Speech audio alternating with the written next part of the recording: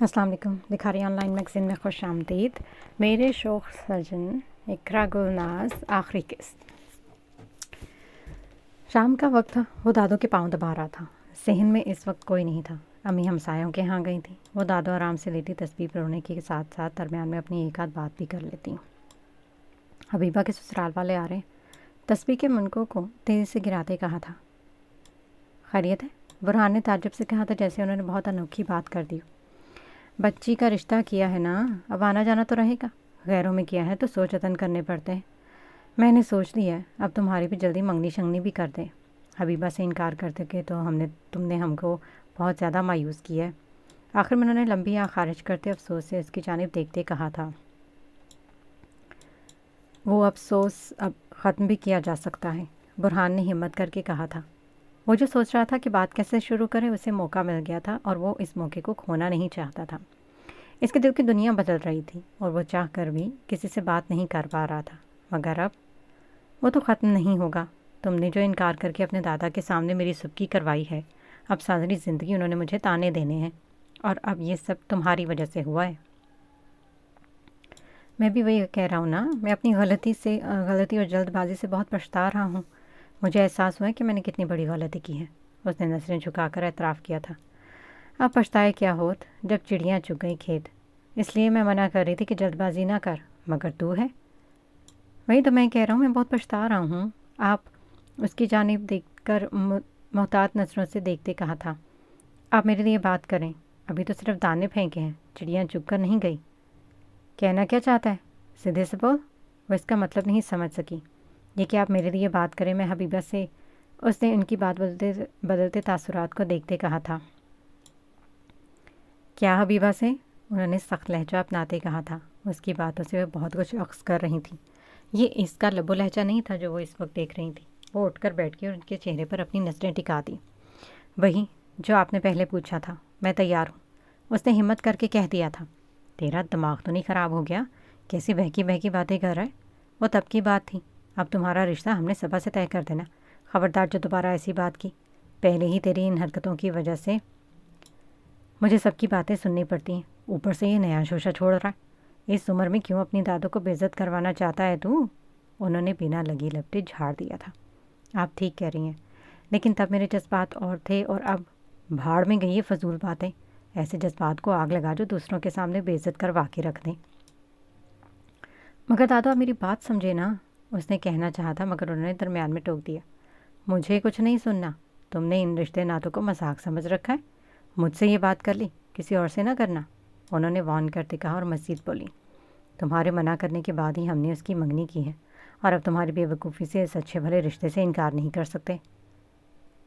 میں نے فیصلہ کر لیا ہے کہ میں حبیبہ سے ہی اپنی بات یہیں دفن کر دو اور بھول جا کہ تو نے مجھ سے کوئی بات کی ہے۔ تیرے باپ کو پتہ چلے گا نا، پہلے تیرا سر گنجا کریں گے، پھر میری تربیت اور لاڈ پیار پر جو سنائے گا۔ اس بات سے انجان نہیں ہو تم۔ دادو، میں سیریس ہوں، میں نے سوچ لیا۔ تم نے نا جو بھی سوچا ہے نا، اس پر اب مٹی ڈالو، ان باتوں سے کوئی فرق نہیں پڑتا۔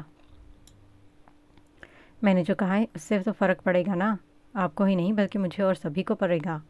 یہ کہہ کر وہ اٹھ کھڑا ہو گیا۔ پاگل ہو گیا کیا تو؟ ارے کیوں ذلیل کروانا چاہتا ہے مجھے سب کے سامنے؟ وہ اپنے لاڈلے پوتوں کی باتوں سے پریشان اور الجھ کر رہ گئی تھی۔ بھلا یہ کیا بات ہوئی؟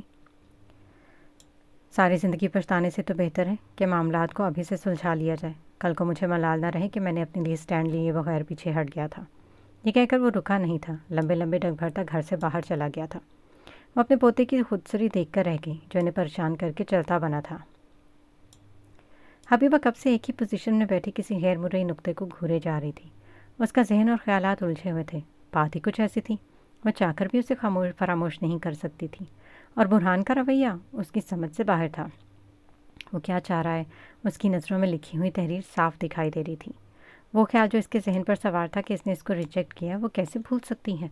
باقی سب لاؤنج میں بیٹھے باتیں کر رہے تھے۔ ان کے باتیں کرنے کی آوازیں اسے کمرے میں سنائی دے رہی تھیں، اور اس کا دل ہر چیز سے اٹراٹ ہو چکا تھا۔ وہ مسلسل اپنے ہاتھ میں پکڑی پینسل کو گھما رہی تھی، اور نہ جانے کتنی ہی دیر وہ یوں ہی بیٹھی رہتی اگر موبائل کی رنگ اسے اپنی جانب متوجہ نہ کرتی۔ اسکرین پر برہان کالنگ جگمگا رہا تھا۔ اس نے بھویں سکیڑ کر موبائل ہاتھ میں پکڑا تھا۔ کچھ تذبذب ہونے کا شکار ہونے کے باعث اس نے کال اٹینڈ نہ کر سکی تھی۔ اس سے پہلے وہ کال اٹینڈ کرتی بیل بند ہو گئی تھی۔ تقریباً 10 سیکنڈ کے بعد میسج آیا۔ اس نے کھول کر پڑھا تھا، کیا تم ابھی ٹیرس پر آ سکتی ہو؟ مجھے تم سے ایک ضروری بات کرنی ہے۔ مجھ سے کیا بات کرنی ہے؟ اس نے جواب ٹائپ کیا۔ پھر وہ اس کے جواب کا انتظار کر رہی تھی۔ اس نے کوئی جواب نہ دیا۔ وہ مزید 5 منٹ تک انتظار کرتی رہی۔ ادھر سے کوئی رسپانس نہ ملا۔ چلو دیکھ لیتے ہیں کیا کہنا چاہتا ہے۔ اپنے آپ سے ہم کلام ہوتے کہا تھا۔ برہان نے یونیورسٹی جانا چھوڑ دیا تھا اور کمبائنڈ اسٹڈی کر رہا تھا۔ 1 ہفتہ ہو گیا تھا ان کا آمنا سامنا نہیں ہوا تھا، جب سے ان کی رشتے کی بات ہوئی تھی، اور پھر منگنی کے بعد اس کو یاد نہیں پڑتا تھا کہ وہ یہاں آیا تھا۔ وہ خود بھی اس سے بات نہیں کرنا چاہتی تھی، اور پھر خود سے کچھ بھی کہنے یا پوچھنے کی ہمت نہ کر پائی تھی۔ اس نے پیغام دیا تھا تو اس نے بھی سب کلیئر کرنے کا سوچ لیا تھا۔ اسے اندازہ تھا کہ وہ کس بارے میں بات کرنا چاہتا ہے۔ امی اور دادا جان کو بات کر رہے تھے اور ذکر برہان کا ہو رہا تھا۔ جب وہ کمرے میں چائے دینے گئی، وہ خاموش ہو گئے۔ ان کے چہرے کے اعصاب تنے ہوئے تھے اور امی کافی غصے میں لگ رہی تھی۔ چائے دیکھ کر وہیں رکی تو امی نے اسے وہاں سے جانے کا کہہ دیا تھا۔ اسے برہان پہ بہت زیادہ غصہ آ رہا تھا۔ گھر میں جو چل رہا تھا وہ اس سے انجان نہیں تھی۔ وہ کون ہوتا ہے جب دل کیا نہ کر دے اور جب چاہے ہاں کر دے؟ امی ان باتوں کو لے کر بہت زیادہ خفا ہو رہی تھی، اور ان کا ہونا بنتا بھی تھا۔ دادو اور دادا جان بیٹھے باتیں کر رہے تھے اور امی نے ان کی باتوں پر بہت خفا ہو رہی تھیں۔ امی کی وجہ سے بات سب کے کانوں میں پہنچ گئی تھی۔ وہ سب اپنے رد عمل دے رہے تھے اور ان سب کا قصور برہان کو ٹھہرا رہے تھے۔ اس کا میسج پڑھنے کے بعد اس نے بھی بات کرنے کا فیصلہ کر لیا تھا۔ آخر وہ چاہتا کیا ہے، اور گھر میں جو بات اس نے کی تھی اس کا مقصد کیا تھا؟ صبا اور ہنا دوسرے کمرے میں بیٹھی اپنی باتوں میں مصروف تھیں۔ اس کے کمرے سے باہر جانا کسی نے کوئی خاص محسوس نہیں کیا تھا۔ وہ آہستہ سے چلتی ہوئی ٹیرس پر آ گئی تھی۔ اس کا دل کئی وسوسوں کا شکار ہو رہا تھا۔ دل میں کچھ اور تھا اور دماغ میں کچھ اور۔ وہ اپنی کیفیت خود نہیں سمجھ پا رہی تھی۔ عشاء کی اذان کچھ دیر پہلے ہوئی تھی۔ ٹیرس پر نیم روشنی تھی۔ لوگوں کے گھروں کے باہر لگی لائٹس کی وجہ سے وہ روشنی ارد گرد پھیلی ہوئی تھی۔ وہ چلتی ہوئی دونوں گھروں کے ٹیرس کے وسط میں آ گئی اور اس نے اپنی نگاہیں چاروں اور دوڑائی تھیں۔ وہ اسے اپنے گھر کی ریلنگ کے ساتھ، جو دونوں گھروں کو الگ کرتی تھی، اس چھوٹی سی دیوار کے پاس کھڑا دکھائی دیا تھا۔ اس نے اگنور کیا اور وہاں تار پر پھیلائے ہوئے کپڑے اتارنے لگی۔ یوں پوز کرنے لگی جیسے اس نے دیکھا ہی نہیں، وہاں صرف کپڑے اتارنے آئی ہے۔ اس نے سارے کپڑے اتار لیے تھے، مگر اس کے کان اور آنکھیں اس کی جانب تھیں۔ وہ خود اسے آواز دے کر جب وہ سارے کپڑے اتار چکی اور جانے لگی تو برہان نے اس کا نام پکارا تھا۔ وہ کھپ سے کھڑا اس کا انتظار کر رہا تھا۔ اس نے اپنا کام کیا اور جانے لگی تھی۔ وہ اسے مکمل اگنور کر رہی تھی۔ وہ اس بات سے بے خبر نہیں تھا۔ برہان، تم یہاں کیا کر رہے ہو؟ اس نے انجان بنتے کہا تھا۔ میں تمہارا انتظار کر رہا تھا، میں نے ٹیکسٹ بھی کیا تھا۔ میں نے تو نہیں پڑھا، اس نے کندھے اچکا کر کہا تھا۔ وہ چلتی ہوئی اس چھوٹی دیوار کے پاس آ گئی اور اس کے چہرے کو دیکھنے لگی جو ازحد سنجیدہ تھا اور اسے ہی دیکھ رہا تھا۔ اسے چھوڑو، مجھے تم سے ایک ضروری بات کرنی ہے۔ پتہ نہیں مجھے کرنی چاہیے یا نہیں، لیکن مجھے لگتا ہے تمہیں معلوم ہونا چاہیے۔ اسے چند پل تکنے کے بعد ٹھہرے ہوئے انداز میں کہا تھا۔ وہ تذبذب کا شکار دکھائی دے رہی تھی کہ اسے کہہ دینا چاہیے یا نہیں۔ ہاں بولو، اس نے اپنی انگلیاں مروڑتے ہوئے عام سے لہجے میں کہا تھا۔ میں یہ کہہ کر وہ خاموش ہو گیا اور اس کی جانب دیکھنے لگا۔ کوئی خاص بات ہے؟ کوئی فیور چاہیے؟ اس نے اس کی مشکل آسان کرتے ہوئے کہا تھا۔ کہاں وہ منہ پھٹ ہر بات بنا کسی لپٹی کے کہہ دیتا تھا، اور اب جب معاملہ دل کا آیا تھا اور اس کے پاس الفاظ ختم ہو گئے تھے اور بات کرنی مشکل ہو گئی تھی۔ میں نے دادو سے تمہارے بارے میں بات کی ہے، نہیں بلکہ میں نے اپنے بارے میں بات کی ہے۔ تو مجھے جو بھی کہنا چاہو کہہ سکتی ہوں۔ اس کی جانب دیکھا تھا، وہ اسے ہی دیکھ رہی تھی۔ اسے نظروں کا رخ بدل لیا اور کہنا شروع کیا تھا۔ جب پہلی بار تمہارے گھر والوں نے تمہارے بارے میں رائے مانگی تو میں نے ایک لمحہ ضائع کیے بغیر منع کر دیا تھا۔ میں نے کبھی بھی تمہارے بارے میں اس انداز میں نہیں سوچا تھا اور نہ ہی سوچنا چاہتا تھا۔ ہماری کبھی نہیں بنی، تو مجھے لگتا تھا نہ کبھی بن سکتی ہیں۔ یہ کہہ کر وہ چند لمحوں کے لیے خاموش ہو گیا تھا۔ کیوں آنن فانن تمہارا رشتہ اور منگنی وغیرہ، یہ سب اتنی جلدی ہوا کہ سوچنے اور سمجھنے کا وقت بھی نہ ملا۔ گھر والے اگر مجھ سے مزید کچھ دن ٹھہر کر یا کچھ عرصے کے بعد پوچھتے تو شاید ان کو میرا جواب مثبت ملتا، یا پھر ابھی میرا جواب وہی ہوتا جو پہلے دیا تھا۔ بہت ساری چیزیں ہمارے ارد گرد ایسی ہیں، وہ جب تک ہمارے پاس ہوں ہمیں ان کی قدر نہیں ہوتی، لیکن جب وہ ہمارے اختیار سے دور چلی جائے یا ان کے جانے کے بارے میں سوچتے ہیں تو انسان اندر سے خود کو خالی محسوس کرتا ہے۔ پھر اس کے جانے کا سوچ کر ہی انسان ہر چیز اور ہر شخص سے بیزار سا ہو جاتا ہے۔ میرے اندر بھی ایسا خالی پن ہے جو رفتہ رفتہ مجھے جکڑ رہا ہے۔ مجھے احساس ہو گیا کہ میرا وہ فیصلہ ٹھیک نہیں تھا۔ میری فیلنگز تب وہ نہیں تھیں جو اب ہیں۔ ये कहकर वो खामोश हो गया था। ये फीलिंग्स कल को कब बदल जाए क्या कहा जा सकता है। वो कहना नहीं चाहती थी, फिर भी उसने कह दिया था। मैं इस सब का क्या मतलब समझूं? तो मुझे क्यों बता रहे हो? उसने अपनी धड़कन और सांस नॉर्मल रखते हुए आम से लहजे में कहा था। मैं अपनी ये जज्बात किसके लिए महसूस करता हूँ उसी को ही बताऊँगा ना। तुम ये सब मुझसे क्यों कह रहे हो? तुम जानते हो मेरी मंगनी हो गई है। इन सब बातों का कोई जवाब नहीं बनता। मैंने कभी तुम्हारे बारे में ऐसा नहीं सोचा है। मंगनी हुई है, शादी तो नहीं हुई। मैं जब एतराफ़ कर रहा हूँ कि ये सब जल्दबाजी में हुआ था, मुझे अपनी हमाकत का बुरी तरह एहसास हो गया है, तो मेरी बात को समझो ना। वही तुम्हें समझ में नहीं आ रहा। कल तक तुम मेरा नाम सुनना पसंद नहीं करते थे और आज ना सिर्फ तुम्हारे ख़यालात बदल गए हैं, बल्कि तुम इस बात पर भी इसरार कर रहे हो कि मैं भी। उसने बात अधूरी छोड़कर खुद को कंपोज करना चाहा था और अपना निचला होंठ काटने लगी थी। मैं किसी इकरार का नहीं कह रहा, मुझे तुमसे सिर्फ एक फ़ेवर चाहिए। कैसे फ़ेवर? उसे नासमझी से कहा था। जब हमारे बड़ों में से कोई भी तुमसे राय ले तो तुम इनकार नहीं करोगी, जैसे तुमने किया था। उसकी तरफ देखते कहा था। सब एक ही बात हो आकर मुझे गिल्टी फील करवा रहे। बात तुमसे शुरू हुई थी, ख़त्म भी मैं ही करूँगा। तुम्हारी हाँ और ना मेरे लिए बहुत अहमियत रखती है। अगर तुम्हारे दिल में मेरे लिए थोड़ी सी गुंजाइश निकलती है तो मेरे लिए किसी के लिए भी कोई गुंजाइश नहीं है। मैंने कभी किसी के बारे में ऐसा वैसा नहीं सोचा। घर वालों ने मुझसे पूछा नहीं था, बल्कि बताया था। तुम अपनी किस्मत आजमा लो। याद रखना, मैं तुम्हारी वही कज़न हूँ जो तुम्हें एक आंख नहीं भाती। तुम्हारी कोशिश से क्या नतीजा निकलता है वो सब तुम्हारी जिम्मेदारी है। मुझे इस सब में इन्वॉल्व ना करो।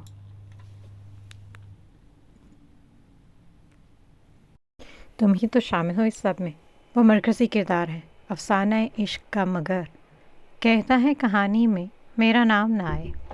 सोचते हुए वो मुस्कुरा दिया था। उसकी तरफ से एक गुड साइन था।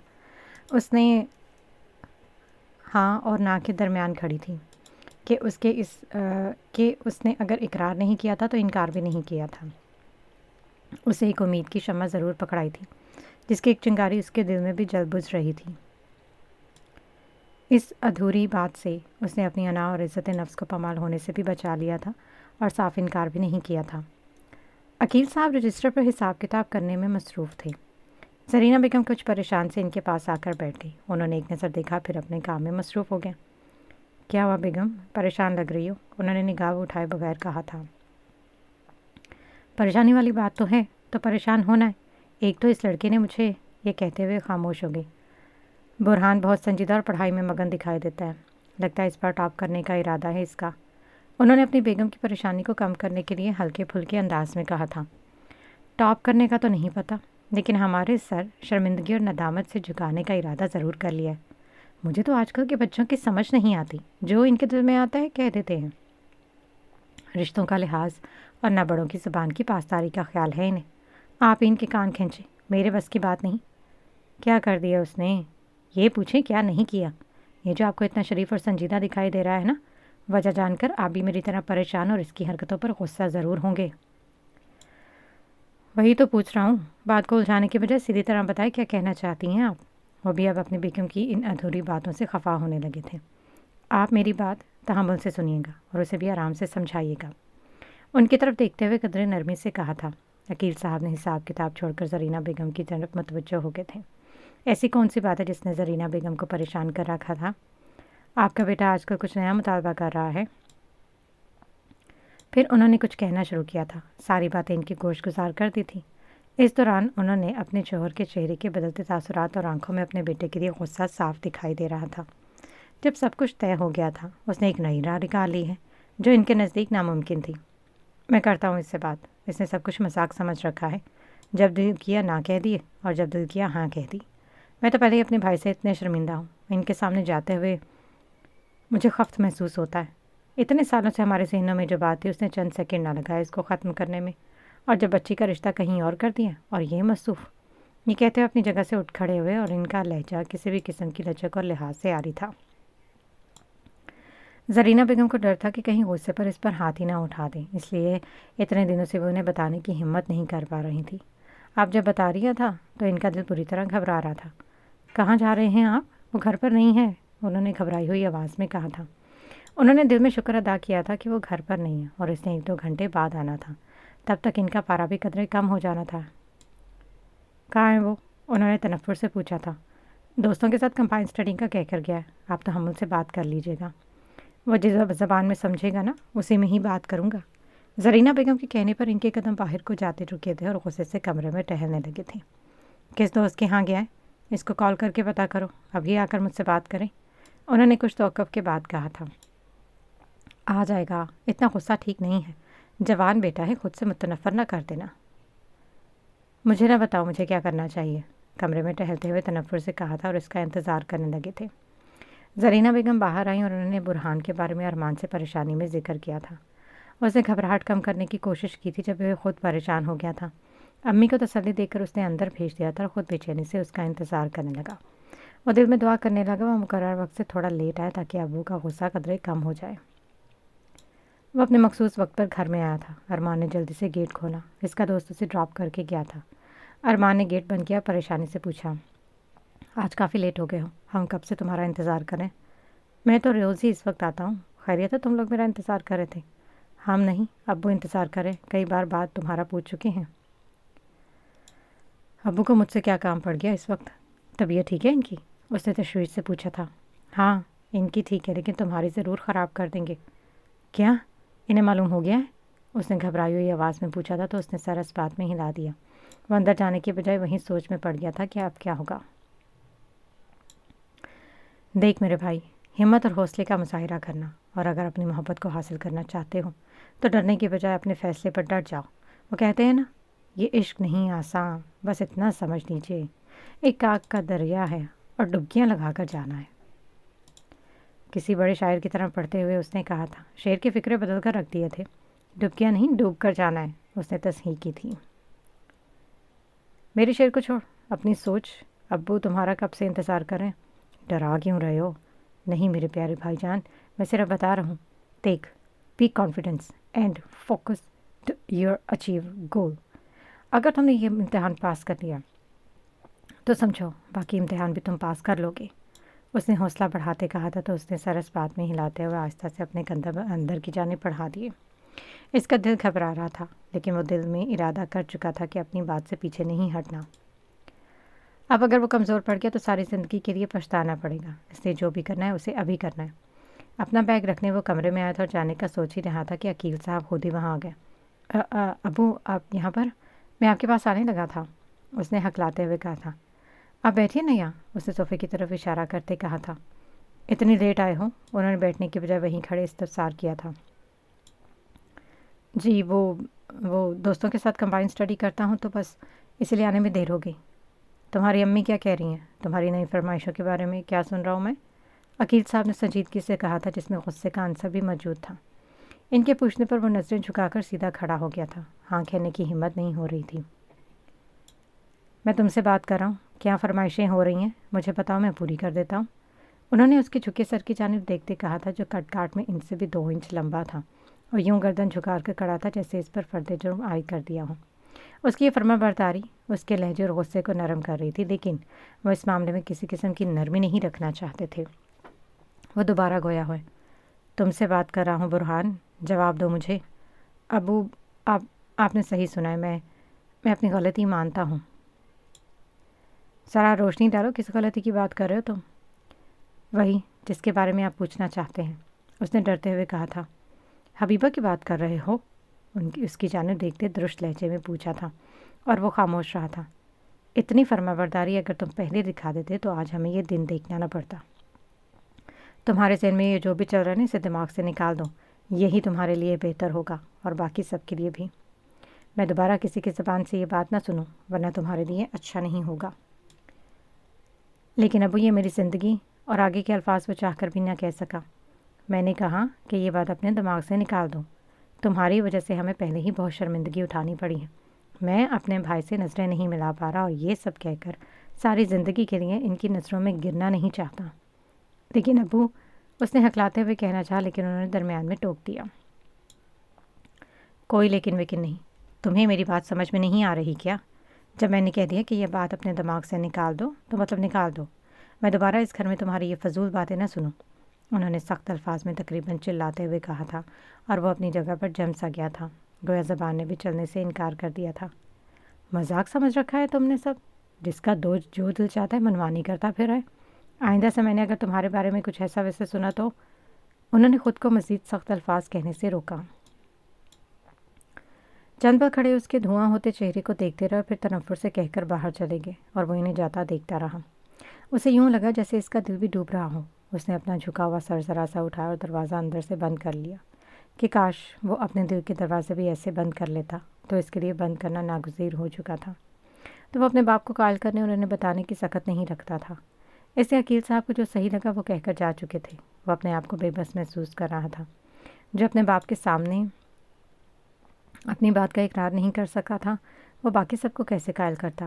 اس نے خود کو سرزنش کرتے سوچا تھا۔ حبیبہ اور ہنا کو تائی کے ہاں چکر لگائے کافی دن ہو گئے تھے۔ دونوں گھروں میں وہ کچھ ہو رہا تھا جو انجان نہیں تھی، پھر بھی وہ یوں شو کروا رہی تھی جیسے انہیں کچھ بھی معلوم نہیں۔ حبیبہ نے دادو کو چائے بنا کر دی تھی، پھر وہ دونوں دادو کے پاس ان کے کمرے میں ہی بیٹھ گئی تھی۔ وہ پہلے والا ہنگامہ اور شور شرابہ کہیں نہیں تھا جو ان کا خاصا ہوا کرتا تھا۔ صبا بھی کچھ دن پہلے چلی گئی تھی اور اس کی کمی بھی محسوس ہو رہی تھی جس کا انہوں نے کئی بار ذکر کیا تھا۔ اصل بات کرنے سے وہ خود بھی کترات رہے تھے، ورنہ سب جانتے تھے کہ برہان کی وجہ سے سبھی ٹینشن میں ہیں اور اس کے بغیر گھر میں اداسی چھائی ہوئی تھی۔ سب کچھ بے رنگ اور بے رونق سا لگ رہا تھا۔ ارمان بھی وہیں پر ہی آ گیا تھا۔ ہنا اور ارمان ہی باتیں کر رہے تھے۔ حبیبہ خاموشی سے ان کی باتیں سن رہی تھی۔ ان کی باتوں کے دوران اس نے کئی بار اپنی نظریں گھر میں دوڑائی تھیں۔ اسے برہان کہیں دکھائی نہیں دیا اور نہ ہی اس نے پوچھنے کی زحمت کی تھی۔ دادو بھی کچھ پریشان لگ رہی تھی۔ یہ برہان نہیں نظر آ رہا، کہاں ہوتا ہے؟ کافی عرصہ ہو گیا ہمارے گھر کا چکر بھی نہیں لگایا اس نے۔ پڑھائی کو اتنا بھی کیا سر پر سوار کرنا کہ بندہ سلام دعا سے بھی جائے؟ ہنا نے حبیبہ کی متلاشی نظروں سے تکتے ہوئے پا کر اس کی مشکل آسان کی تھی۔ آج کل وہ پڑھاکو لڑکا بنا ہوا ہے، آ جائے گا تھوڑی دیر میں۔ اللہ کرے اسے عقل ہدایت بھی آ جائے، اتنا بڑا ہو گیا ہے لیکن ابھی تک اس کا بچپنا نہیں گیا۔ دادو نے ایک سرد آہ خارج کرتے ہوئے کہا تھا۔ اس کی خاموشی نے انہیں اندر تک پریشان کر دیا تھا۔ نہ وہ پہلے کی طرح شور سننے کو ملتا تھا، نہ وہ کسی کام سے اب انکار کرتا تھا۔ جو بھی کہہ دیا جاتا اسے چپ چاپ کر دیتا تو اپنے کمرے میں گھسا رہتا اور یا پھر اپنا بیگ اٹھا کر باہر نکل جاتا۔ سب سے بات کرنا چھوڑ دیا تھا۔ اس کے اس خاموش احتجاج نے سب کے دلوں کو کئی فکروں میں مبتلا کر دیا تھا جس کا ہر کوئی اپنے طور پر اظہار کر رہا تھا۔ کوئی لڑنے جھگڑنے اور بحث کرنے والا بندہ یکدم اگر خاموش اور فرما بردار ہو جائے تو سب کا حیران اور پریشان ہونا تو بنتا ہے۔ کچھ ایسا حال ان سب کا تھا۔ وہ اس کے اس رویے کے اتنے عادی ہو چکے تھے، پہلے تو اس کی حرکتوں پر خفا ہوتے تھے، اب اس کی سعادت پر اندر ہی اندر ہلکان ہو رہے تھے۔ اگر کوئی بات کرتا اس کا مختصر جواب دیتا۔ گھر میں سب نے اسے اپنے طور پر سمجھانے کی کوشش کی، وہ خاموشی سے سنتا رہتا۔ دادا جان نے بھی اس کی اچھی خاصی کلاس لی تھی، وہ پھر بھی چپ رہا۔ اس کی اس قدر خاموشی نے سب کے دلوں کو پریشان کر رکھا تھا۔ وہ اسے تنگ کر کے کئی بار بولنے پر اکساتے بھی رہے تھے۔ اس نے جیسے بولنے سے بائک آؤٹ کر دیا تھا۔ سمینہ بیگم نے کئی دعائیں پڑھ کر دم کیا تھا کہ وہ پہلا جیسا ہو جائے۔ ان کا دل بھی گھر میں نہیں لگتا تھا۔ وہ اپنے دادا کے پاس نہ جاتا ہے اور نہ ان کی کوئی خیر خبر لاتا۔ حبیبہ اور ہنا آئیں تو انہوں نے بھی کوئی بات نہیں کی جو ان کا خاصا ہوا کرتا تھا۔ حبیبہ نے چند ادھر ادھر کی باتیں کی اور وہ بھی خاموش ہو گئی۔ حبیبہ کی چپ بھی دادو کو کھٹکنے لگی تھی۔ ہنا اور ارمان اپنی باتوں کا سلسلہ جاری رکھے ہوئے تھے، ان کا دل بہلانے کی کوشش کر رہے تھے جس میں انہیں کوئی خاص فرق نظر نہیں آ رہا تھا۔ جب دل ہی اس طرح پر غیر مطمئن ہو تو ہنسی مذاق بھی طبیعت کے بوجھل پن میں اضافہ کر دیتا ہے۔ کچھ ایسا حال ان کا تھا۔ کچھ دیر وہ وہاں مزید بیٹھی تھی اور حبیبہ ضروری کام کا کہہ کر جانے کے لیے اٹھ کھڑی ہوئی۔ وہ ایک دوسرے کو دیکھ کر رہ گئے۔ ارمان نے اسے اشارے سے پوچھا کہ کیسے کیا ہوا ہے تو انہوں نے کندھے اچکا دیے کہ مجھے نہیں معلوم۔ جو بھی تھا وہ دونوں اپنی بہن اور بھائی کے سپورٹر تھے، وہ جو کر سکتے تھے وہ کر رہے تھے، لیکن بزرگوں کے اس فیصلے کے خلاف قدم نہیں اٹھا سکتے تھے۔ حبیبہ جب باہر آئی تو اس نے برہان کو گیٹ کے قریب بیٹھے ہوئے دیکھا جو ہاتھ میں گندم کے دانے لیے مرغیوں کو ڈال رہا تھا۔ حیرانگی کی بات یہ تھی کہ دادا جان کا اصیل مرغ ان کی مرغیوں کے ساتھ دانہ دن کا بڑے دوستانہ انداز میں کھا رہے تھے اور برہان خود انہیں دانے ڈال رہا تھا۔ گھر والے کے سلجھے اور سمجھداری پر شکر ادا کرنے کی وجہ ٹینشن کا شکار ہو رہے تھے۔ حبیبہ نے گھر جانے کے بجائے اس کے پاس سے گزرتے ہوئے وہیں رک گئی تھی۔ برہان نے نگاہ اٹھا کر دیکھا، دوبارہ اپنے کام میں مشغول ہو گیا۔ اس نے اس کی اس حرکت کو تعجب سے دیکھا اور نہ جانے کیوں اس سے ساتھ میں غصہ بھی بہت آیا۔ اس کو اس سے نہیں کرنی چاہیے یا نہیں، اور وہ چند لمحوں کے لیے سوچ میں پڑ گئی تھی۔ پھر اسے بات کرنا کا ہی فیصلہ کر لیا تھا۔ ہمارے اصیل مرغ پر اتنی مہربانی کیوں ہو رہی ہے؟ میں ان پر پہلے کب ظلم کرتا تھا؟ اس نے الٹا سوال کیا۔ تم بھول گئے ہوگے، لیکن مجھے یاد ہے، اور مجھے لگتا ہے تمہاری یادداشت کچھ زیادہ ہی کمزور ہو گئی ہے۔ وہ پتہ نہیں کیوں اس سے خفا ہو رہی تھی۔ ہاں شاید، اس نے دیکھے بنا کہا تھا۔ مجھے تو لگ رہا ہے کہ جو تم کہہ رہے ہو اس میں وزن بھی ہو گیا ہے۔ وہ سب تو ایک غبارے کی مانند ثابت ہوئے جو ہوا کا تھوڑا سا پریشر بھی برداشت نہ کرا۔ اور تمہیں میری فیورٹ چاہیے تھی۔ اس نے کمر پر ہاتھ رکھتے ہوئے اسے جتایا تھا۔ حبیبہ پلیز، میں ذہنی طور پر پہلے ہی بہت ڈسٹرب ہوں، تو مجھے اور زیادہ ڈسٹرب مت کرو۔ وہ اس کی باتوں کا مطلب سمجھتا تھا اور اس کے پاس جواب تو تھا، لیکن وہ دینا نہیں چاہتا تھا۔ تو پھر تم یہ سب کچھ کر کے کیا ثابت کرنا چاہتے ہو؟ میں کچھ بھی ثابت نہیں کرنا چاہتا، تو مجھے میرے حال پر چھوڑ دو۔ میں جو کچھ کر سکتا ہوں وہ میں کروں گا، لیکن فی الحال تو مجھے اس کی ذہنی کیفیت کا حال اس کی آنکھوں اور چہرے سے صاف آیا تھا۔ تمہارے حال پر چھوڑا ہے۔ اگر میں تمہارے باتوں کو دل پر سوار کر لیتی تو شاید یہ زندگی کا پچھتاوا بن جاتا۔ اللہ کا شکر ہے کہ میرے دل میں ایسا کچھ نہیں ہے اور نہ کبھی ہوگا، اس نے خود پر ضبط کرتے ہوئے کہا تھا۔ اس کے دل میں جو خوش فہمیاں تھیں وہ ہوا ہو گئی تھیں۔ اس کے اندر بہت کچھ شناخت کی آواز کی طرح ٹوٹ رہا تھا۔ اللہ کرے یہ میرے ساتھ بھی ہوتا تو میں تمہاری طرح خوش اور پرسکون رہتا۔ میں تمہارا یہاں سے جانے سے ضرور شکر ادا کرتا، لیکن اب ہمارے شکر ادا کرنے کے انداز بدل گئے ہیں۔ یہ کہہ کر وہ چند پل کے لیے خاموش ہو گیا اور پھر بولا، تم سب مجھ سے ناراض اور میں اپنے آپ سے خفا ہوں۔ سب کہتے ہیں میں نے ان کا سر شرم سے جھکا دیا، اور اب اگر میں ان سب کو شرمندگی سے نکالنے کی کوشش کر رہا ہوں، پھر بھی تم سب مجھ سے ہی خفا ہو رہے ہو۔ تم اتنے اچھے نہیں ہو جتنا خود کو دکھا رہے ہو، اس کی طرف دیکھتے ہوئے کہا تھا۔ اس کے لہجے میں سرد مہری اور کاٹ تھی، اور وہ اس کے رویے کو دیکھ کر خود سے ہی الجھ کر رہ گئی تھی۔ ضروری تو نہیں ہے کہ سب کی نظروں میں ہمیشہ برا رہوں۔ اچھا بننے کی کوشش کروں پھر بھی سب مجھ سے ناخوش ہے۔ امی مجھے ہر وقت ڈانٹتی رہتی تھی، ابو خفا اور دادا جان مجھے سدھر جانے کی نصیحتیں کرتے رہتے تھے، اور آج جب میں خود کو بدل رہا ہوں تو پھر یہ بے وجہ کی شکایتیں کیوں؟ تم بدلنے کی کوشش نہیں کر رہے، بلکہ اپنے رویے سے سب کو تکلیف دے رہے ہو۔ تمہاری وجہ سے سب کتنے ڈسٹرب ہیں یہ تمہیں نظر نہیں آتا؟ انہیں میں نظر نہیں آتا۔ سب کی خواہش تھی کہ ویسا بن جا جیسا وہ کہتے ہیں، بس ان کی خواہش پوری کرنا چاہتا ہوں۔ تو مجھے کوئی الزام نہ دو۔ میں نے تم سے جو کہا تھا اس کو اگنور کر دو، اور اگر میں کچھ نہ کر سکا تو میری ایک اور حماقت سمجھ کر بھول جانا۔ میں تم سے کوئی بات نہیں کرنا چاہتی، فضول میں ہی تم سے بات کر کے اپنا وقت برباد کر رہی ہوں۔ جو تمہارے دل میں آئے کرو، مجھے کوئی فرق نہیں پڑتا۔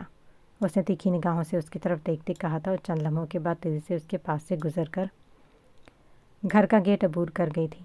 اس کی باتوں نے اسے بہت مایوس کیا تھا۔ وہ جو ایک نئی راہ پر چل نکلی تھی وہ تو ریت کی دیوار ثابت ہوا تھا۔ دیوار کے پاس صفدر صاحب کسی گہری سوچ میں مبتلا ہو چکے تھے۔ وہ تو پودوں کو پانی دے رہے تھے۔ جب لاشعوری طور پر ان پودوں کو پانی دیتے وہ ان کی بولنے کی آوازوں کی جانب متوجہ ہو گئے۔ جو کچھ وہ سن چکے تھے ان کے لہجے اور ان کی باتیں انہی کی فکروں میں مبتلا کر چکی تھیں۔ برہان کی باتوں سے ان کا دل کٹ کر رہ گیا تھا۔ وہ جتنے بھی ان سے خفا تھے، اور بے شک وہ بہت زیادہ محبت اور لاڈ پیار اپنی پوتیوں سے زیادہ کرتے تھے، لیکن انہیں اپنے پوتے بھی بے حد عزیز ہیں۔ برہان کے بارے میں جب انہیں معلوم ہوا تو انہوں نے اپنی بیگم سمینہ کو سخت سست سنائی تھی۔ پھر اس کے بعد گھر میں جیسے رونق ہی ختم ہو گئی تھی۔ ہر طرف اداسی اور خاموشی کا راج تھا۔ انہوں نے ارادہ کر لیا تھا کہ وہ اس کام میں برہان کی بالکل بھی حوصلہ افزائی نہیں کریں گے، اور اپنے بیٹے عقیل کو بھی اچھے سے باور کروا دیا تھا کہ وہ اسے سمجھا دے۔ وہ جو سوچ رہا ہے ایسا بالکل نہیں ہوگا۔ اپنے بیٹے کو تو کہہ دیا تھا، لیکن ان کا اپنا دل بے چین اور پریشان رہتا تھا۔ پودوں کو پانی دینا چھوڑ کر وہ کسی اور ہی نہج پر سوچ رہے تھے۔ انہیں اپنی اولاد اور ان کی خوشیاں بہت عزیز تھیں۔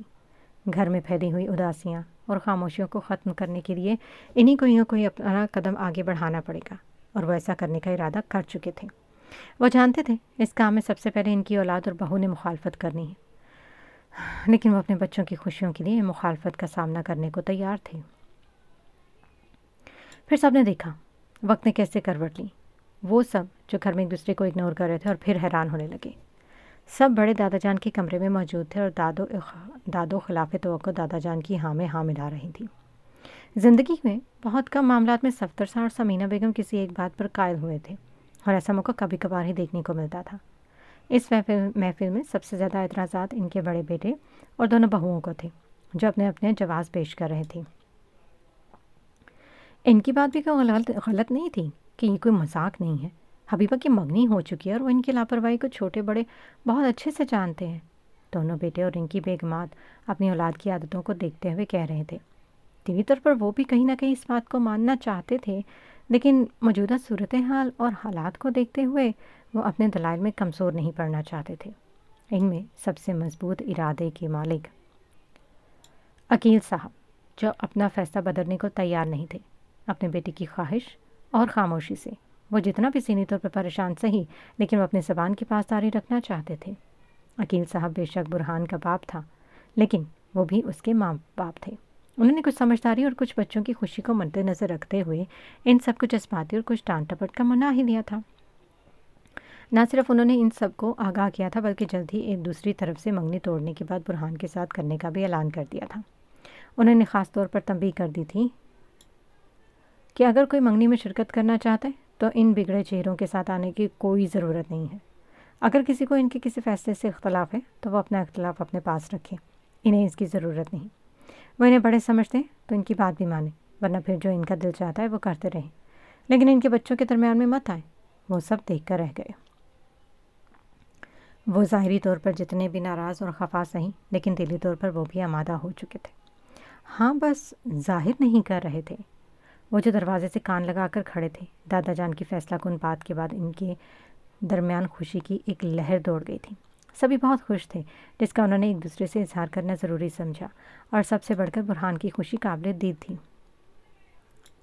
بلال اور اس کی فیملی سے صفدر صاحب سے کب ملاقات ہوئی اور انہوں نے ان سے کیا کہا؟ انہیں کوئی سروکار نہیں تھا۔ انہوں نے یہی بتایا تھا کہ وہ منگنی کی تیاری کریں، اور جس میں وہ سب بڑھ چڑھ کر حصہ لے رہے تھے۔ جب سے منگنی کی ڈیٹ فکس ہوئی تھی، برہان کو شکیل صاحب کے گھر آنے جانے سے صفدر صاحب نے منع کر دیا تھا، جس کو اس نے پوری تابعداری سے مان لیا تھا۔ وہ نہیں چاہتے تھے کہ چھوٹی بہو کے دل میں جو بھی غصہ اور خدشات ہیں وہ کسی وجہ سے آپس میں بدمزگی پیدا کر دیں۔ سو برہان کو ان کے سامنے جانے سے منع کیا تھا کہ جب تک باقاعدہ منگنی کا اعلان نہیں ہو جاتا وہ تب تک وہاں جانے سے پرہیز کرے۔ اتنا تو وہ کر ہی سکتا تھا۔ منگنی کے حوالے سے انہوں نے سب کچھ موبائل پر ہی ڈسکس کر لیا تھا۔ پھر وہ دن بھی آ ہی گیا جس کا سب کو انتظار تھا۔ رسم میں قریبی رشتہ دار مدعو کیے گئے تھے، پھر بھی کافی زیادہ گیدرنگ ہو گئی تھی۔ انہوں نے اپنی پاکٹ منی سے لانگ کافی ڈیکوریٹ کر لیا تھا۔ منگنی کے لیے ڈریس کے پیسے بھی برہان نے ادا کیے تھے۔ وہ چاہے اس نے دادوں کی منت سماجت کرنا کہہ لیں یا پھر نہ دینے والا ادھار لینا کہہ لیں، جو بھی تھا اس نے انتظام کر لیا تھا۔ وہ اسے اپنی زندگی کا پہلا گفٹ دینا چاہتا تھا، ورنہ وہ آج تک اس کا بڑا حصہ ڈھٹائی سے ہضم کر جاتا تھا، اور اس نے بھی اسے گفٹ کو خندہ پیشانی سے قبول کیا تھا۔ برہان بلیک 2 پیس پہنے آئینے کے سامنے کب سے کھڑا تھا، اور پچھلے 15 منٹ سے اپنے بال بنانے کے بعد اس نے ڈھیر سارا کپڑوں پر پرفیوم کا خود پر چھڑکاؤ کرنے لگا۔ ارمان جو کب سے کھڑا انتظار کر رہا تھا، دادوں نے کئی پیغام بھجوائے تھے اور ادھر موصوف کی تیاری ختم نہیں ہو رہی تھی۔ تیاری ختم ہونے میں نہیں آ رہی تھی۔ کیسا لگ رہا ہوں میں؟ اس نے اپنا تنقیدی جائزہ لیتے ہوئے خود کو سراہا۔ اگر کوئی شخص 2 گھنٹے تیار ہو تو میرا نہیں خیال وہ برا لگے گا۔ اب بس کر میرے بھائی، منگنی ہے، نکاح نہیں، کچھ تیاری شادی کے لیے بھی چھوڑ دے، ارمان نے تنگ آ کر کہا تھا، جس کا ارادہ ابھی بھی آئینے کے سامنے سے ہٹنے کا بالکل نہیں تھا۔ تم میری تعریف کر رہے ہو یا بے عزتی؟ بڑے بھائی کی کوئی عزت ہوتی ہے، اور اتنے مینرز تو تمہیں آنے چاہیے، اس نے مصنوعی غصے سے کہا۔ وہ سارے مینرز مجھے بعد میں بتا دینا، ایسا نہ ہو تمہارا انتظار کرتے ہوئے سارا پلان کینسل کر دیا جائے۔ یاد رکھو، خطرے کی گھنٹی ابھی سر پر منڈلا رہی ہے۔ اس کے برابر میں کھڑے ہو کر وہ اپنا جائزہ لینے لگا۔ ہاں، یہ بات تو ہے، چلو چلتے ہیں۔ اس کی اس بات پر اس نے فوراً حامی بھری اور باہر کی راہ لی۔ دادوں نے جب اسے دیکھا تو صدقے واری ہونے لگی۔ انہوں نے اپنے ہاتھوں کے پیالوں میں لیتے ہوئے اس کا ماتھا چوما اور سر پر ہاتھ پھیرا۔ دادو، آپ کا پیار و محبت یہاں تک تو ٹھیک ہے، لیکن میرے سر پر ہاتھ پھیر کر بالوں کا سارا سٹائل خراب کر دیا۔ میں نے آدھا گھنٹہ لگا کر بال بنائے تھے، اب دوبارہ سے بنانا پڑیں گے۔ اسے اپنے برباد سٹائل کا دکھ لگ گیا تھا۔ ارے تم تو ابھی سے آنکھیں دکھانے لگے، اتنی تو تمہاری زلفیں ہیں، سمینہ بیگم نے برا منائے بغیر کہا تھا۔ اتنی سی زلفوں پر میں نے اتنی محنت کی ہے، آپ لوگ چلے، میں نے سیٹ کر کے آتا ہوں۔ اپنے بالوں میں انگلیاں پھیرتے اس نے افسوس سے کہا تھا۔ نہ میرا پتر، کیسے الٹے سیدھے بالوں کا چھتا بنایا، ایسا کر درمیان سے مانگ نکال لو، دیکھنا کتنا پیارا لگے گا تو۔ ہاں، جیسے دادا جان نکالتے ہیں، ارمان نے تنگ کرتے ہوئے کہا تھا۔ ارمان، باز آ جاؤ ورنہ ابھی تیری چھترول کروا دوں گی تیرے باپ سے، انہوں نے دھمکاتے ہوئے کہا تھا۔ چھترول رہنے دیں، آپ ایسا کریں میری بھی کوئی چھوٹی موٹی رسم کر دیں، میرے لیے بھی کچھ سوچا ہوگا، مجھے بھی بتا دیں۔ اس نے سر کو کھجاتے ہوئے کہا تھا۔ دادو، اگر آپ ان سے ایسی باتیں کریں تو میرا نہیں خیال، میرے بھائی کی آج منگنی ہوگی اور وہ آسانی سے گھوڑی پر چڑھے گا۔ بڑی آپا نے کمرے سے نکلتے ہوئے اپنا دوپٹہ ایک ہاتھ سے سیٹ کرتے کہا تھا، اور ساتھ میں ان کے تینوں بچے بھی تھے۔ تینوں آپا بھی گھر آ چکی تھی اور وہ سب کمرے میں گھسی ہوئی اپنی اپنی تیاریوں میں مگن تھی۔ اس کام کو سر انجام دینے میں بڑی آپا نے کلیدی کردار ادا کیا تھا۔ امی ابو اور چاچو کو انہوں نے کنوینس کیا تھا، جس کا وہ تہہ دل سے شکر گزار تھا۔ آپ بالکل ٹھیک کہہ رہی ہیں، اتنا وقت ہو گیا جو ہم یہاں باتوں میں برباد کریں۔ برہان نے رسٹ واچ پر وقت دیکھتے ہوئے تیزی سے کہا، اتنا پیارا لگ رہا ہے میرا شہزادہ بھائی، اللہ تمہیں مزید خوشیاں اور کامیابیاں دیں۔ بڑی آپا نے مسکراتے ہوئے اس کی جانب دیکھتے کہا، یہ باتیں میں پہلے سے جانتا ہوں، آخر کا بھائی کس کا ہوں، بڑا مسخرہ ہے تو، وہ کہے بغیر نہ رہ سکی۔ تم لوگ یہاں باتوں میں لگ گئے ہو پھر سے، جاؤ بیٹا دونوں بہنوں کو کمروں سے نکالو، اور ان کے بچوں کو بھی اتنا وقت ہو گیا ہے۔ سمینہ بیگم کو احساس ہوا تو سب کو کمرے سے نکالا اور ہلچل مچا کر سب کو اپنے ساتھ لے کر ایک چھوٹے سے قافلے کی صورت روانہ ہوئے، جن کا بڑا شاندار استقبال کیا گیا تھا۔ سب کے چہروں پر مسکراہٹ پھیلی ہوئی تھی۔ حبیبہ کو کمرے میں لایا گیا اور انہیں وہاں رکھے صوفے پر ساتھ ہی بٹھا دیا گیا۔ برہان نے کھڑے ہو کر اس کو تعظیم بخشی تھی، جس پر اس نے بھویں چڑھا کر مسکرا کر حیران ہوتے دیکھا تھا۔ اس کی صدا پر سب کے چہروں پر ہی مسکان پھیل گئی تھی۔ حبیبہ نے پیچ کلر کا بال گاؤن پہنے تھوڑی سے بال کرل کر کے دوپٹے کو سر پر سیٹ کیا تھا اور باقی کا دوپٹہ پیچھے کی اور سیٹ کر رکھا تھا۔ موقع کی مناسبت سے جیولری اور میک اپ نے چار چاند لگا دیے تھے۔ اس کے چہرے پر پھیلی آسودہ مسکراہٹ جس میں جھجک اور حیا کے رنگ شامل تھے، جو اسے اور بھی جاذب نظر بنا رہے تھے۔ برہان کا اس کا یہ روپ پہلی بار دیکھنے کو ملا تھا، ورنہ وہ تو ہر وقت ایک دوسرے پر سبقت لے جانے کے لیے مد مقابل رہتے تھے، ایک دوسرے کو مات دے کر خود بازی جیت جانے کے لیے ہمہ وقت تیار۔ کمی تو آج بھی نہیں چھوڑی تھی دونوں نے خود کو سنوارنے میں، جاذب نظر خوبصورت دکھانے میں وہ بھی مد مقابل تھے۔ برہان جو تعریفی جملہ بولنا چاہتا تھا لیکن کسی نے بولنے کا موقع ہی نہیں دیا تھا۔ رسم شروع کرنے کا شور اٹھا اور پھر افراتفری مچ گئی۔ سب لوگ ارد گرد جمع ہو گئے تھے۔ بھانت بھانت کی خوشگوار بولیاں تھیں جو ہر جانب سے گونج رہی تھیں، جنہیں وہ انجوائے کر رہے تھے۔ رسم شروع کی گئی جس میں تہذیب و ثقافت کے رنگ شامل تھے، وہ یہ کہ انگوٹھی لڑکا لڑکی نہیں بلکہ بڑوں میں سے کوئی پہنائے گا۔ اس بات پر انہوں نے احتجاجی نظروں سے دیکھا تھا۔ کسی پر ان کی نظروں کا اثر نہیں ہوا اور نہ وہاں کہیں ان کا احتجاج خاطر میں لانے والے تھے۔ انہیں لگا ظالم سماج بیچ میں پھر آ گیا، جیسے دادا اور دادی کی شادی پر ہوا تھا۔ وہ جن کو ساری زندگی احساس دلاتے رہے کہ ان پر بہت ظلم ہوا ہے، اب وہیں اس رسم کو ادا کر کے انہیں واپس لوٹا رہے تھے۔ برہان نے احتجاج کرنا چاہا مگر انہوں نے یہ کہہ کر منع کر دیا، ہمارے ہاں یہ رسمیں بڑے ہی کرتے ہیں۔ انہوں نے نہ صرف کہا بلکہ کہہ بھی دیا۔ برہان کو دادا جانے اور حبیبہ کو دادوں نے رنگ پہنائی۔ برہان کی اتری صورت دیکھ حبیبہ کو بڑی ہنسی آئی تھی۔ اس کی اس حرکت پر اس نے گھور کر دیکھا تھا۔ آج کا دن تو خوشگوار گزار لو، اب اسے گھورنا شروع کر دیا، یہ تو آغاز ہے، آگے آگے دیکھو ہوتا ہے کیا۔ ہینا نے اس کے بگڑے موڈ کو دیکھ کر مٹھائی کھلاتے ہوئے سرگوشی کی تھی۔ تاریخ کو دہرا رہی ہے، اس نے مصنوعی غصے سے کہا تھا۔ تاریخ کو دہرا رہی ہے، اس نے مصنوعی غصے سے کہا تھا۔ ابھی بھی وقت ہے، سوچ لو، کہیں کل کو دادا جان کی طرح پچھتانا نہ پڑے۔ اس بار پارٹیاں بھی بھاری اور احتجاج کرنے والے بھی، ارمان نے حالات کو پرکھتے ہوئے کہا تھا۔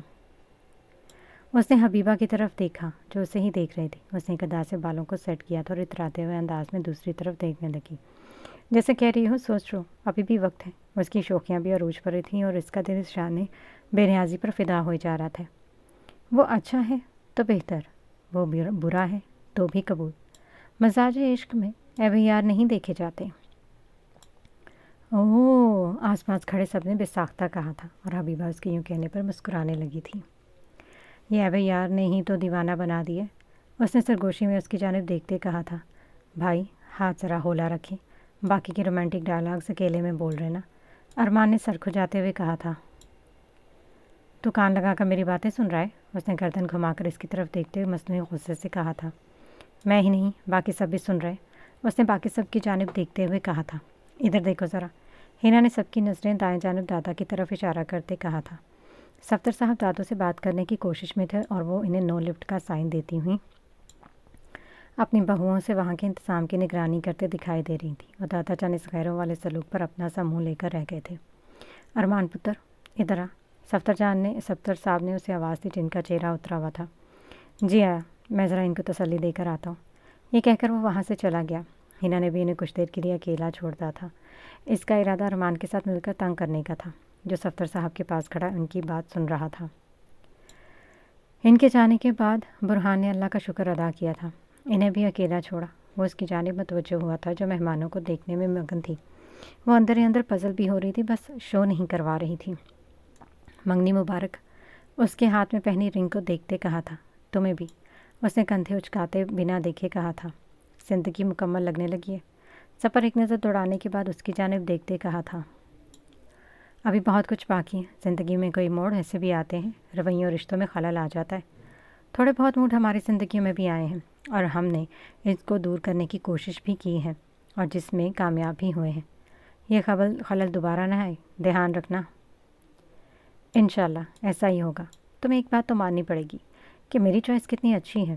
اس نے اس کو مزید پزل کرنے کا سوچتے ہوئے کہا تھا، میری اعلیٰ ظرفی بھی کہہ سکتے ہو۔ احسان کیا ہے تم پر، جیسے تم ساری زندگی اتار نہیں پاؤ گے۔ اس نے مسکراتے ہوئے کہا تھا۔ اس کی آنکھوں میں شرارت تھی۔ اس نے اپنا کانفیڈنس بحال کیا تھا۔ میں تو تیار ہوں، اگر تم کہو تو ابھی سے نکاح کر کے رخصتی نہ کروا لیں۔ میں ایسے نہیں آنے والی ہوں، تمہاری ٹھیک ٹھاک خرچہ کرواؤں گی۔ مجھے منظور ہے، بس ایک دفعہ میری جاب لگ جائے۔ یہ کہتے ہوئے اس کا ہاتھ پکڑنے لگا تھا اور ساتھ میں سب پر ایک سرسری نظر بھی ڈالی تھی کہ کوئی دیکھ تو نہیں رہا۔ پہلے تو کوئی خاص توجہ نہیں دے رہا تھا، پھر اس کی بے ساختہ چیخ پر سب نے حیرانگی سے ان کی جانب دیکھا تھا۔ حبیبہ نے اس کا بڑھتا ہاتھ دیکھ کر اس کو باز رکھنے کے لیے اپنی کوہنی اس کی کمر میں ماری تھی، جو اپنی کمر پر ہاتھ رکھ کے کراہ کر رہ گیا تھا۔ ہائے اللہ، میں مر گیا، کتنی زور سے مارا ہے، جس میں مصنوعی آہوگاہ ہمیشہ کی طرح تکلیف سے زیادہ ہی تھی۔ سب نے پہلے حیرانگی اور پھر وہاں ہنسنے کی آوازیں ہر طرف سنائی دینے لگی۔ حبیبہ اپنی اس حرکت پر شرمندہ ہو گئی تھی۔ وہ اس طرح کی کئی کوہنیاں پہلے بھی مار چکی تھی، ندامت صرف آج محسوس ہوئی تھی۔ سوری دادو، اس نے معصومیت سے دادو کو پکارا تھا۔ میں صدقے جاواں، کیا ہوا؟ انہوں نے اپنے پوتے کے پاس فوراً پہنچتے کہا تھا، پتر یہ تو ساری زندگی برداشت کرنی ہے، وہ چاہے کوہنیاں ہوں یا سرد مزاجی، زندگی بھر کا روگ ہے۔ سجن کے لیے زخم پھول کی مار سمجھ کر سہ جا۔ دادا جان نے دادو کی طرف دیکھ کر شکایتی نظروں سے اپنے پوتے کو سمجھاتے ہوئے کہا تھا، یہ رول عشق کے امتحان میں کب سے شامل ہو گیا؟ اس نے اپنی کمر کو سہلاتے ہوئے سوال کیا تھا۔ جب کسی کو بندہ دل دے دینا تو یہ خود بخود شامل ہو جاتا ہے، انہوں نے وجہ دل سے مسکراتے ہوئے کہا تھا۔ آپ کبھی نہیں سدھریں گے، دادو نے تیکھی نظروں سے دیکھتے کہا تھا۔ ہم بگڑے کب تھے؟ صفدر صاحب نے شکایتی نظروں سے دیکھتے کہا تھا۔ زیادہ زور سے لگی، اس نے معصومیت سے کہا تھا۔ نہیں، اتنی بھی نہیں، آئندہ تم نے باؤنڈری کراس کرنے کی کوشش کی تو اس سے بھی زیادہ زور سے ماروں گی، پھر سارے گردے پھیپھڑے آگے پیچھے نہ کر دیے نا تو پھر کہنا۔ ہاں بالکل، دادو نے بھی ہاں میں ہاں ملاتے کہا تھا۔ مجھے منظور ہے، اس نے بے بسی سے کہا تھا۔ وہ تو کرنا ہی پڑے گا، وکیل صاحب نے بھی تنبیہ کرتے کہا تھا۔ وہ فوراً سے سیدھا ہو کر اچھا بچہ بن گیا۔ وہ اپنے بیٹے کو دیکھ کر مسکرا دیے تھے۔ صفدر صاحب کے ساتھ مل کر اس کو تنگ کرنے لگے تھے اور آہستہ سب وہاں پر جمع ہو گئے اور انہیں کمپنی دینے کے ساتھ خوب تنگ کیا تھا۔ وہ انجوائے کرتے جو اب بھی جواب بھی دے رہے تھے۔ وہ ظاہری طور پر جتنے بھی بیزار اور باتیں سنتے، لیکن دلی طور پر ایک دوسرے کے ساتھ زندگی گزارنے کا عہد کر چکے تھے۔ اس کھٹی میٹھی نوک جھونک میں سب اپنا حصہ ڈال رہے تھے۔ اس موقع کو اور بھی زیادہ یادگار بنا دیا گیا تھا۔